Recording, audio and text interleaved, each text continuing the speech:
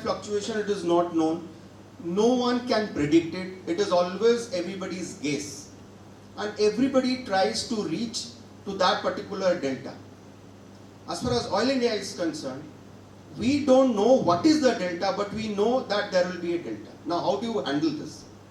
You handle it in two ways. One, you enhance your operational efficiency so that your production cost or the ranging cost is restricted, or it is maintained at a level that you would always do profit. Now the delta profit would increase if you get a better rate. Otherwise, we would always remain profitable. The case in hand is the Q1 result of Oil India Limited. Though there was a drop in the oil prices, we still reported higher profit. So Oil India Limited, with its resilient approach, with its operational excellence, with its focused approach to enhance production, because you would notice that last year our growth happened not only because of the enhanced price of realization, also because of the physical performance that we did, because we had given a number, all-time highest natural gas production and highest crude oil production in last 4 years. So the growth is about 5.5%. And I must convey all of you that we are operating mature fields. When you operate mature field, there is a tendency of decline. And that decline rate is about 12%. So the net effort is 5.5%. That means the actual gross effort is about 16 to 17%. This gives us the confidence that we will continue to do well, having noticed or having been aware of the fluctuation possibility. Thank you. Sir, মই জয়ন্ত ভূঞা মই অসম আদিত্য আৰু দৈনিক অসমৰ পৰা প্ৰতিনিধিত্ব কৰিছোঁ। মোৰো তিনিটা কুৱেশ্যন আছে। প্ৰথম কুৱেশ্যনটো হৈছে অইল ইণ্ডিয়া লিমিটেডৰ যিবিলাক পাইপলাইন আছে, পাইপলাইনবিলাকৰ ভেলিডিটি বহুতৰে গুচি গৈছে, এক্সপায়াৰ্ড হৈছে বহুতৰ। ইতিমধ্যে বহু ধৰণৰ এনেকুৱা ধৰণৰ দুৰ্ঘটনা সংঘটিত হৈছে। সিদিনা টেঙাখাটত জাতীয় বিদ্যালয় এখন স্কুল য'ত পাইপলাইন ফুটিছে, এনেকুৱা ধৰণৰ ঘটনা সংঘটিত হৈছে। অইল ইণ্ডিয়াৰ কিবা এনেকুৱা ধৰণৰ নতুন পৰিকল্পনা আপুনি লৈছে নেকি যে পাইপলাইনবিলাক নতুন কৰিব লাগে, নৱীকৰণ কৰিব লাগে, এইবিলাক যিবিলাক এক্সপায়াৰ্ড হৈছে সেইবিলাক মানে ব্যৱহাৰ কৰিব নালাগে, এনেকুৱা ধৰণৰ কিবা প্লেন আপোনালোকৰ আছে নেকি? দ্বিতীয়টো প্ৰশ্ন হৈছে, আমি বিগত সময়ত দেখিছোঁ অইল ইণ্ডিয়াই যেতিয়া MMC মেইন মেনেজমেণ্ট কণ্টেক্ট দিয়ে, তেতিয়া আমাৰ দল সংগঠন বা জনসাধাৰণে এইটো নিবিচাৰে, অইল ইণ্ডিয়াই নিজে কৰাটো বিচাৰে। আচলতে অসমৰ জনসাধাৰণে বা ষ্টেক হোল্ডাৰখিনিয়ে প্ৰতিটো কাম অইল ইণ্ডিয়াই নিজে কৰাটো বিচাৰে, আৰু সেইকাৰণে বহু সময়ত প্ৰতিবাদ হয়, কিবা হয় এনেকুৱা ধৰণৰ। আমি শেহতীয়াকৈ দেখিছোঁ 2022ত এটা এনহেঞ্চমেণ্ট অপাৰেশ্যনৰ কণ্টেক্টৰ কাৰণে আপোনাৰ টেণ্ডাৰ হৈছে। এইটোত বৰডুবি, উৰিয়ামগুৰি, তৰাজান আৰু ৰাজগড় 5খন ফিল্ড, আৰু এখন আছে ৰাজস্থানত। এইখন ফিল্ড এনহেঞ্চমেণ্ট কণ্টেক্টৰ কাৰণে আপোনালোকে টেণ্ডাৰ কৰিছে। আজিৰ তাৰিখত অইল ইণ্ডিয়া এটা মহাৰত্ন কোম্পানী। এনেকুৱা ধৰণৰ যি আমাৰ জনসাধাৰণে নিবিচাৰে, প্ৰতিবাদ আদি নহওক, এনেকৈ ধৰণৰ অইল ইণ্ডিয়াই সেইটো কেপেবিলিটি নাই নেকি সেইখন ফিল্ড নিজে কৰিব পৰা, য'ত আমাৰ কোম্পানীটোৰ গ্ৰথ আৰু বাঢ়িব তেনেকৈ নিজে কৰিলে? আৰু থাৰ্ড কুৱেশ্যনটো হৈছে, এটা বহুত চৰ্চিত এটা বিষয়, নামৰূপৰ BVFCL বন্ধ হৈ যাব বুলি কৈছে, আৰু চেণ্ট্ৰেল মিনিষ্টাৰে ক'লেও কিন্তু এই কথাটো ওলাইছিলে নীতি আয়োগৰ এটা প্ৰতিবেদন। নীতি আয়োগে কৈছিলে যে BVFCL বন্ধ হৈ যাব। যিহেতু BVFCL অইল ইণ্ডিয়াই বহু গেছৰ টকা পাবলৈ আছে BVFCLৰ পৰা মই জনাত, গতিকে যেহেতু আজি মহাৰত্ন কোম্পানী, ডাউন ষ্ট্ৰীম যিকোনো ইণ্ডাষ্ট্ৰীৰ লগত তেওঁলোকে নিজৰ কাম কৰিব পাৰে বা অংশীদাৰিত্ব ল'ব পাৰে ভৱিষ্যতে এনেকুৱা পৰিকল্পনা আছে নেকি যে BVFCL যদি বন্ধ হৈ যায় অইল ইণ্ডিয়াই লৈ ল'ব পাৰে নেকি যিটো নেনো ফাৰ্টিলাইজাৰ প্ৰজেক্ট হওক বা যিটো ইউৰিয়া প্ৰজেক্ট হওক সেইবিলাকৰ কাৰণে অইল ইণ্ডিয়া তেনেকুৱা ধৰণৰ কিবা পৰিকল্পনা কৰিব পাৰে নেকি Jayant, very good question. I'll start from first. But before that, let's say one person is having his legal farm. And then over a period of time, what happens? His business increases. So what will he do?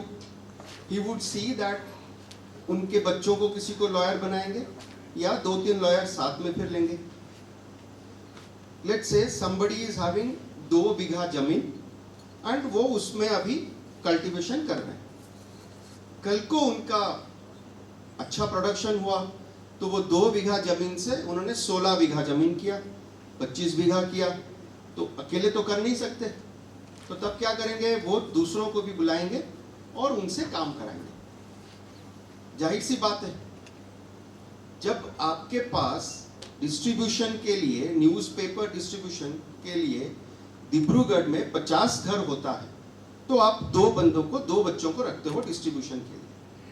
जब आपके पास डिब्रूगढ़ में 500 घर आ जाएंगे तो आप क्या करेंगे? आप 4 लोगों को, 4 बच्चों को रखेंगे. जाहिर सी बात है, जब आप महारत न बन जाते हो तो आपकी रिक्वायरमेंट बढ़ जाती है. तो तब आप क्या करते हो कि आप खुद तो करते हो और आप दूसरों की रिसोर्सेस को भी अपने रिसोर्सेस के साथ जोड़ते हो. इसमें 2 फायदे होते हैं. एक तो एक फायदा क्या हुआ कि जो टारगेट है आपकी, पिछले साल से पिछले साल ऑयल इंडिया ने 38 वेल्स ड्रिल किए थे. पिछले साल ऑयल इंडिया 45 वेल ड्रिल किया. कैसे किया? खुद की रिसोर्सेस तो कर नहीं सकता ना. एक जगह जाके आपको ये लगता है कि खुद की रिसोर्सेस के बजाय मैं दूसरों की रिसोर्सेस भी जोड़ूं. उससे 2 फायदे होते हैं. एक, आपकी टारगेट बढ़ता है और दूसरे की रिसोर्सेस जब आप लेते हो तो वहां भी इकोनॉमिक एक्टिविटी डेवलप होता है, वहां पे भी एम्प्लॉयमेंट अपॉर्चुनिटी क्रिएट होता है, वहां पे भी आप किसी और को एम्प्लॉयमेंट देने की अपॉर्चुनिटी क्रिएट करते हो. This year, Oil India is going to drill 70 plus wells. तो जब मैं 70 plus well कहूंगा तो एक साल में ऑयल इंडिया की इंटरनल रिसोर्सेस में ये पॉसिबल नहीं हो सकता. तो आप क्या करते हो? आप चार्टर हायर ड्रिलिंग रिग लाते हो, आप MMC की थ्रू आप रिसोर्सेस लाते हो. जब कोई चार्टर हायर ड्रिलिंग रिग आता है तो यहां पे भी इकोनॉमिक एक्टिविटी होता है. ऑयल इंडिया पहले 100 स्क्वायर किलोमीटर, 50 स्क्वायर किलोमीटर का साइस्मिक करता था. इस साल और अगले साल हो सकता है, हम अभी कैलकुलेशन कर रहे हैं, वो नंबर 500 स्क्वायर किलोमीटर होगा. तो जाहिर सी बात है, जब 500 स्क्वायर किलोमीटर होगा तो we will have more seismic data acquisition contractors coming to upper part of Assam to do this activity that will create employment opportunity for the local youth. तो ये जो shared resources principle है, this is good for the cause of the society. तो oil India का जो दायरा अभी बढ़ रहा है, I will see that we will have more drilling, we will have more seismic activity, and we will have more local community engagement in terms of economic activity where you will get such opportunities which is otherwise not available. Now this is second question. First question. Oil India Limited is the oldest pipeliner of the country. Naharkatia, Barauni, 1175 kilometers. Oil India also runs the Numaligarh Siliguri pipeline, which is to push products to Siliguri and further. The Naharkatia Barauni pipeline पहले Assam area में जो crude oil होता था वो सिर्फ एक दिशा में बहता था। अब क्योंकि असम एरिया में क्रूड ऑयल प्रोडक्शन कम हो रहा है, अब इंपोर्टेड क्रूड ऑयल बाराउनी से बंगाईगांव, गुवाहाटी तक आने लगा है। और जब नुमालीगढ़ की रिफाइनरी बनेगी तब नुमालीगढ़ 9 मिलियन टन होगा, और 9 मिलियन टन के लिए एक नई पाइपलाइन अभी लगाई जा रही है पारादीप से नुमालीगढ़, 1640 किलोमीटर। उससे इंपोर्टेड क्रूड ऑयल आएगा। इसका मतलब यह है कि हमारे पास अपॉर्चुनिटी होते हुए भी हम प्रोडक्शन करने के लिए और अग्रेसिव होना पड़ेगा। और मैं आप सब लोगों से यही विनती करूंगा कि आप लोग ऑयल इंडिया की ब्रांड एम्बेसडर बन जाइए और ऑयल इंडिया की इस जो एग्रेसिव एक्सप्लोरेशन और प्रोडक्शन कैंपेनिंग के लिए सहयोग करिए। अगर हम यहाँ मेन प्रोड्यूसिंग एरिया जो कि असम है, अपर असम और अरुणाचल प्रदेश में 4 मिलियन टन प्रोडक्शन करने की क्षमता रखते हैं और उससे ज्यादा भी कर सकते हैं। 5 BCM, currently we are doing 3.18 BCM. We can go to 5 BCM natural gas. So ये सब तब पॉसिबल है जब हमें लोकल कम्युनिटी की सपोर्ट मिले, तब जाके तेल पहले जैसे असम से वेस्ट पश्चिम को जा रहा था वो बहना शुरू होगा। और ये मैं इसलिए शेयर कर रहा हूं, ये करने के लिए पाइपलाइन की बहुत जरूरत है। नाउ आपकी सवाल बहुत जायज है कि जो पाइपलाइन पिछले 60 साल से है उसको चेंज कर दिया जाए। जाहिर सी बात है। तो as part of our operation we always do something called a residual life assessment.